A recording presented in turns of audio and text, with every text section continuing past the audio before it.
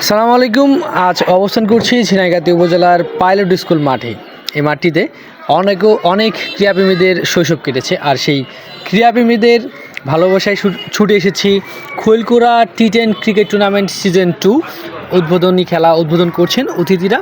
আর দেখানোর চেষ্টা করছি ঝিনাইগাতীর ক্রিকেট কতটা সমৃদ্ধ, আর ঝিনাইগাতীর ক্রিকেট সমৃদ্ধর জন্যে আজ ঝিনাইগাতী উপজেলার বিভিন্ন প্রান্তে নাইট ক্রিকেট সহ অনেক টুর্নামেন্ট কিন্তু আয়োজন করে আয়োজকরা।